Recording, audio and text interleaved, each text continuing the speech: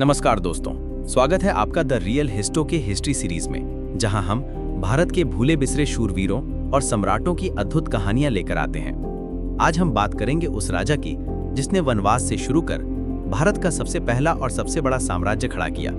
जी हाँ, मैं बात कर रहा हूँ चंद्रगुप्त मौर्य की, वही वीर जिसने न सिर्फ अत्याचारी नंदवंश को हराया बल्कि सिकंदर के उत्तराधिकारी को भी झुका दिया।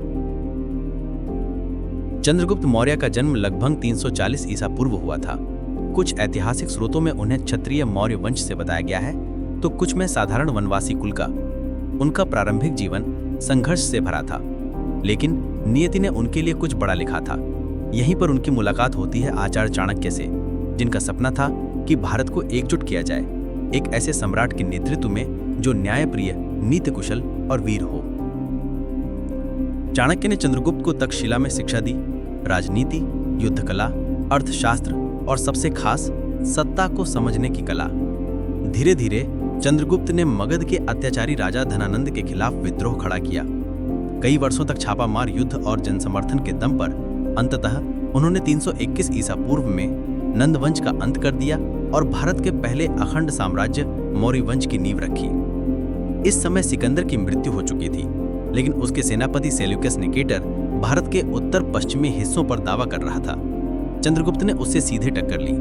वर्षों तक संघर्ष के बाद सेल्यूकस को हार माननी पड़ी और एक ऐतिहासिक संधि हुई, जिसमें अफगानिस्तान, बलूचिस्तान और सिंधु घाटी के क्षेत्र मौर्य साम्राज्य को मिल गए। साथ ही सेल्यूकस ने अपनी बेटी का विवाह चंद्रगुप्त से करवा दिया और 500 युद्ध हाथी भी उपहार में दिए। इससे यह स्पष्ट हो गया कि मौर्य साम्राज्य अब एक महाशक्ति बन चुका है। सिंहासन पर बैठकर चंद्रगुप्त ने एक अत्यंत संगठित शासन व्यवस्था बनाई। उन्होंने अर्थशास्त्र, गुप्तचर तंत्र, कर व्यवस्था और न्याय प्रणाली को मजबूत किया। उनके साम्राज्य में जनता को न्याय और सुरक्षा मिली। चंद्रगुप्त के शासन की यही नींव उनके पुत्र बिंदुसार और पोते अशोक महान ने आगे बढ़ाई। अपने जीवन के अंतिम वर्षों में चंद्रगुप्त ने सांसारिक जीवन छोड़कर जैन धर्म अपना लिया। उन्होंने महान जैनाचार्य भद्रबाहु के साथ दक्षिण भारत के श्रवणबेलगोला में कठिन तपस्या की और अंततः संथारा व्रत लेकर महापरिनिर्वाण को प्राप्त हुए।